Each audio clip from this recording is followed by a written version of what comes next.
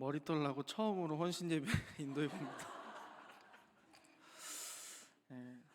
제 청년 시절에 항상 헌신 예배 강사분을 초빙하면 거의 대부분 담임 목사님 아니면 저희가 잘 아는 목사님이셨는데, 제가 헌신 예배를 말씀을 전하게 될 줄이라고는 꿈에도 생각을 못했는데 하나님께서는 계획이 있으셨나 봅니다. 오늘은 말씀해 주신 대로 목양위원회 헌신 예배로 드려집니다. 목양이라는 단어가 참 무겁습니다. 목양이라는 단어가 참 사람을 피말리게 하기도 하고요. 목양이라는 단어가 참 사람의 마음을 뿌듯하게 하기도 합니다. 근데 과연 우리는 목양에 대해서 얼마나 바르게 이해를 하고 있고, 또 목양에 대해서 얼마나 바른 사명을 가지고 있고, 또 목양을 위해서 얼마나 포기하고 헌신할 준비가 되어 있는지 오늘 말씀을 통해 저와 여러분들이 한번 돌아보는 시간이 되었으면 좋겠습니다. 그렇기 위해서는 우리가 목양이란 무엇인가에 대해서 먼저 좀 이야기를 해봐야 될 것 같습니다. 목양은 무엇일까요? 우리가 되게 목양, 목회 이런 말들을 많이 쓰는데 그 정확한 의미를 생각하기보다는 그냥 되게 추상적으로 생각하는 것 같습니다. 목양이라고 하는 것에 대해서 저는 이런 정의를 내려보았는데요. 목양은 인간 본질에 대해서 깊은 이해와 성찰을 가지고 그 인간을 돌보는데, 그 인간 돌보기를 하나님 앞에 설 때까지 하는 것, 그것을 저는 목양이라고 정의 내렸습니다. 그러니까 목양을 하기 위해서는 인간 본질에 대해서 나 자신이 깊은 이해와 성찰이 있어야 하고, 그 깊은 이해와 성찰을 가지고 그 인간들을 돌보는데, 그 돌보는 것이 일회적이고 몇 년짜리가 아니라 하나님 앞에 설 때까지 계속되는 것, 그것이 목양이라고 생각합니다. 그렇다면 그 목양의 기초가 되는 인간 본질에 대해서 우리는 탐구해 봐야 하는데, 오늘 본문을 가지고 그 인간 본질에 대해서 탐구하고, 또 그 탐구된 인간 본질을 통해 어떻게 목양의 관점으로 나아갈 것인가를 전하고자 합니다. 오늘 본문인 창세기 2장 7절은 인간의 본질에 대해서 설명을 하고 있는데, 인간 본질에 대해서 첫째로 이렇게 이야기합니다. 우리 2장 7절을 다시 한번 보시겠습니다. 여호와 하나님이 땅의 흙으로 사람을 지으시고 라고 이야기를 하고 있습니다. 여기서 나타나는 첫 번째 인간의 본질은 하나님의 주권 속에 창조된 존재라는 것이죠. 하나님께서 인간을 창조하셨습니다. 이는 인간이 저절로 생기거나 어떤 진화라고 하는 과정에 의해서 도달한 생명체가 아니라 하는 말이죠. 하나님께서는 천지를 창조하실 때에 혼돈하던 땅을 그 하나님의 뜻에 따라 질서를 세우시고 정돈하셨습니다. 그리고 이러한 하나님의 창조의 목적은 창세기 2장 5절에서 등장하는데요. 창세기 2장 5절의 말씀을 함께 보겠습니다. 창세기 2장 5절입니다. 여호와 하나님이 땅에 비를 내리지 아니하셨고 땅을 갈 사람도 없었으므로 들에는 초목이 아직 없었고 밭에는 채소가 나지 아니하였으며. 아멘. 이 비라고 하는 것은 생명체들에게 있어서는 필요한 수분을 공급해주는, 그러니까 비가 없이는 이 땅에 있는 모든 생명체는 살아갈 수 없는 것이죠. 땅은 비를 맞아야만 살아납니다. 근데 그 땅에 있는 모든 생물들도 비가 있어야 살 수 있는 거죠.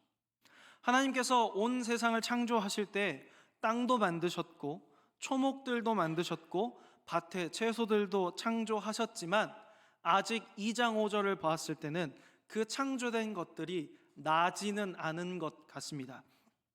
왜냐하면 이것들이 자라난다고 한들 그 자라난 땅들을 정돈하며 관리할 존재가 없기 때문이죠. 땅은 혼돈 가운데서 하나님의 뜻에 따라 정돈되고 구별됐지만 여전히 그것들을 다스릴 존재가 없기 때문에 다른 의미로 혼돈한 상태라 할 수 있는 거죠. 하나님은 이 모든 것을 정돈하고 관리하기 위해서 사람을 창조하셨습니다.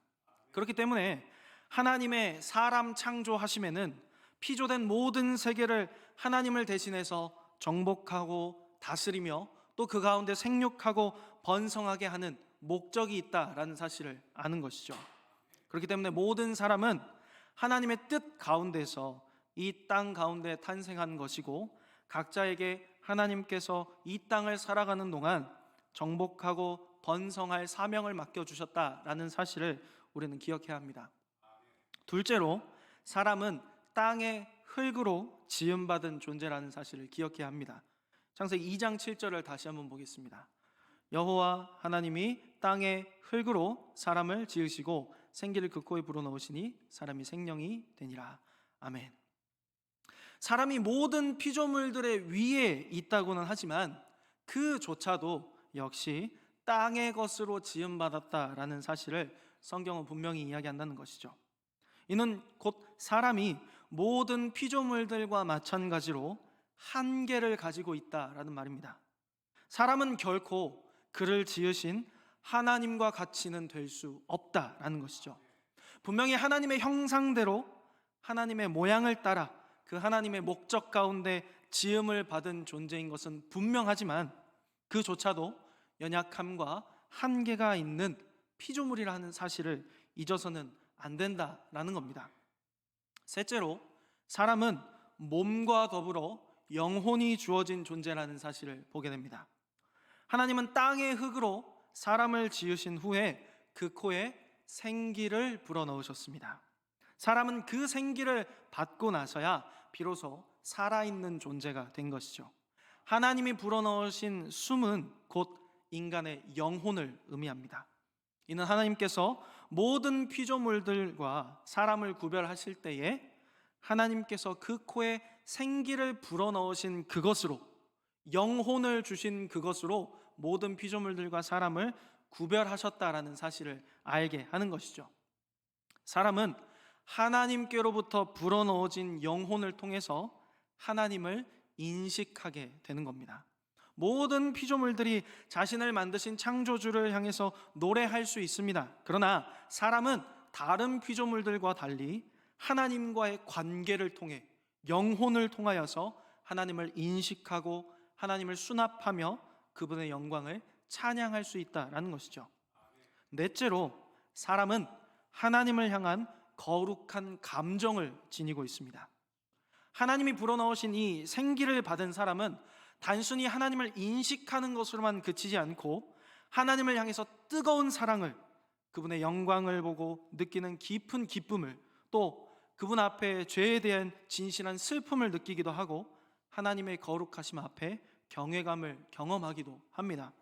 이런 감정은 단순히 격정이 아니라 참된 신앙 안에서 우리의 깊은 영혼 가운데에서 계속해서 우러나와서 하나님께로 우리의 의지를 향하게 만드는 것이죠.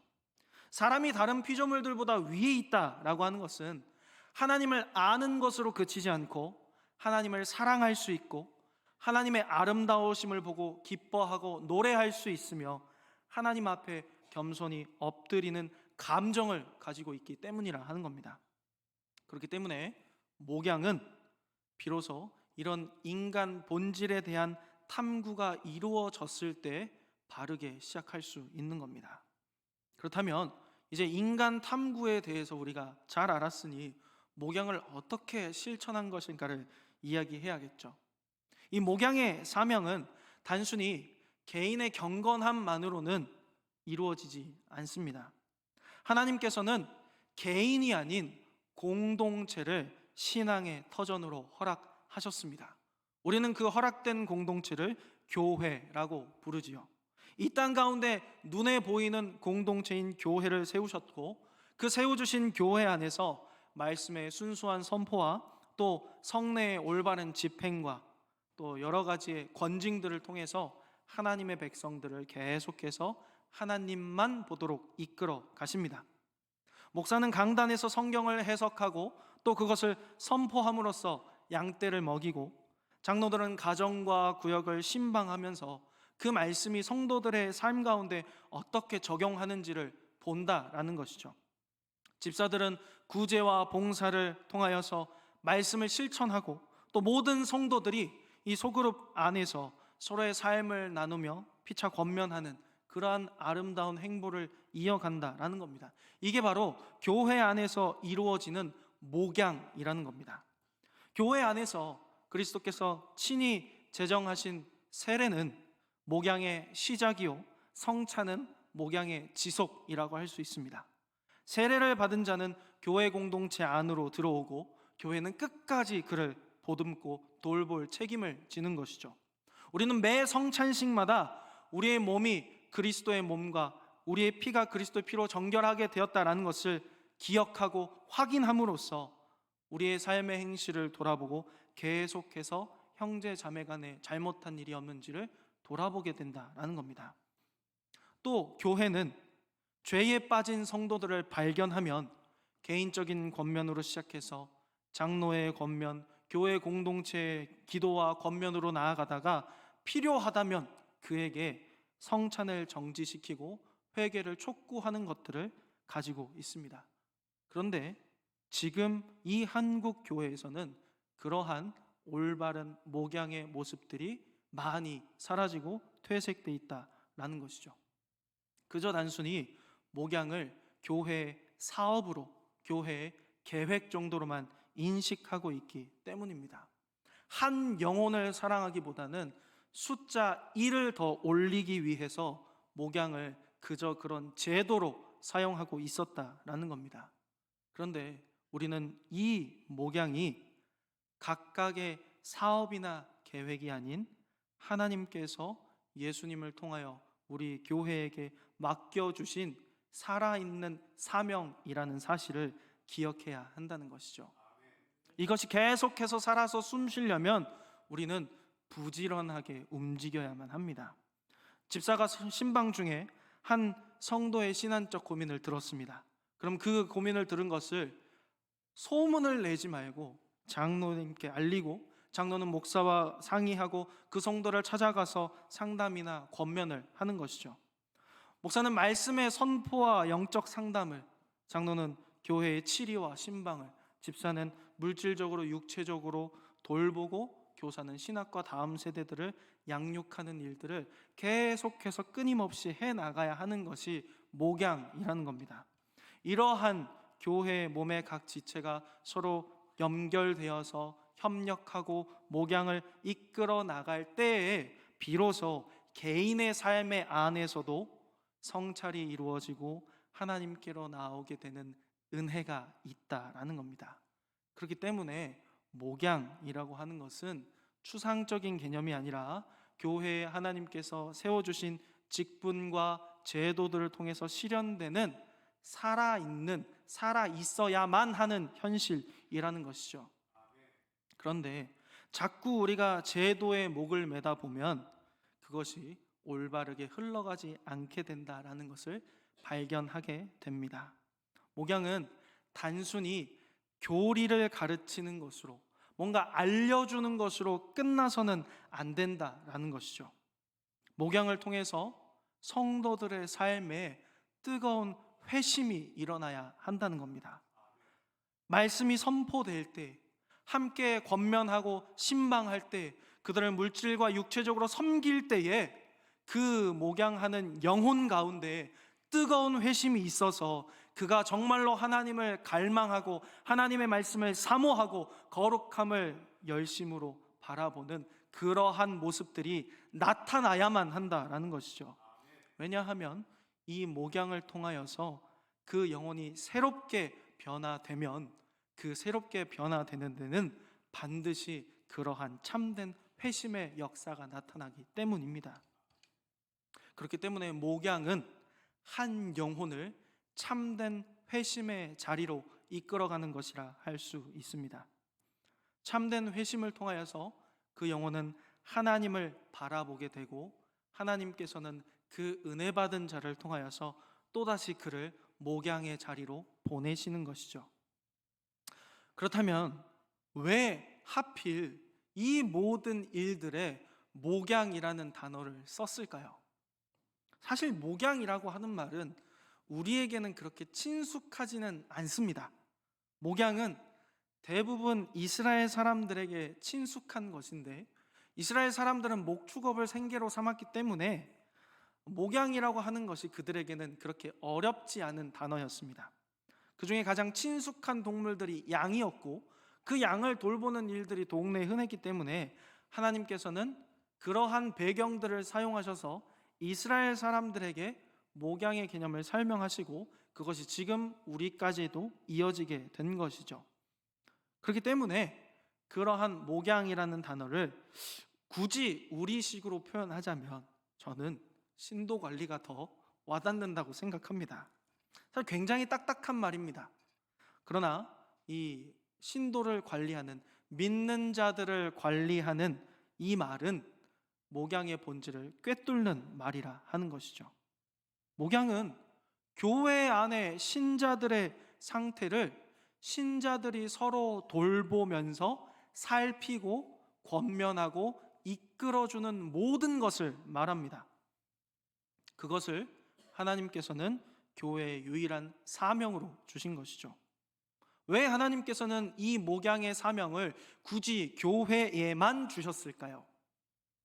그것은 우리가 앞서 인간의 본질을 고찰했듯이 인간이 태생적으로 연약한 존재이기 때문입니다. 목양을 통하여서 그 연약한 인간이 함께 연합함으로써 하나님의 거룩하심을 사모하게 되고 함께 연합함을 통하여서 그들의 약함을 덮어주는 하나님의 사랑을 경험하게 되고 함께 연합함을 통하여서 함께 하나님의 거룩하심에 뜨겁게 나아갈 수 있는 힘을 얻게 되기 때문입니다. 그렇다면 목양은 무엇을 보고 어떻게 반응하게 할까요? 첫째로 목양은 사람이 하나님 앞에 얼마나 큰 사랑을 받은 존재인가를 돌아보게 합니다. 하나님께서 이 세상을 창조하시되 오직 창조된 그 모든 환경이 사람 살기에 가장 좋은 환경이 되도록 창조하셨습니다. 굳이 하나님께서 그렇게 창조하지 않으셔도 됩니다. 그러나 하나님의 사람 사랑하심이 그 창조의 곳곳의 현장에서 나타난다라는 것이죠. 사람은 이미 창조 때부터 하나님의 극진한 사랑을 받은 존재였습니다. 그런데 그 사랑받은 우리가 하나님을 어떻게 배신했습니까? 하나님의 등 뒤에 비수를 꽂아놓고 하나님의 자리까지 오르고자 했던 우리였습니다. 그런데 하나님은 그러한 배반의 현장에서도 우리를 여전히 사랑하셨습니다. 하나님을 배신한 우리를 폐기 처분하시기보다는 오히려 그 즉시로 우리에게 구원을 약속해 주시죠. 죄로 인해 막혀버린 하나님과 사람 사이의 사랑의 담을 자기 육신을 내어 허물어 주심으로써 그 한없는 사랑이 계속 우리 가운데 흐르도록 하셨습니다. 이는 곧 영존하신 하나님이 죄인의 형상으로 이 땅 가운데 오신 예수님의 성육신 사건인 것이죠. 이렇게 하나님의 한없는 사랑을 우리가 깨닫게 될 때 우리는 동시에 우리 자신의 연약함을 직면하게 됩니다. 그렇기 때문에 둘째로 목양은 인간의 연약함을 돌아보게 하는 것이죠. 인간은 분명히 하나님 앞에 창조의 면류관으로 지음을 받았습니다만 그 스스로가 하나님과 같이 되고 싶다고 하는 그 욕망의 죄의 구렁텅이로 곤두박질치게 되었습니다. 그리고 인간은 죄로 인해 뒤틀리고 오염된 생각과 이성과 판단으로 더욱더 하나님이 아닌 것들을 하나님과 같이 여기기도 하고 또 죄와 사망의 늪에서 스스로를 하나님과 같이 만들면 벗어날 수 있다고 그렇게 속여왔습니다.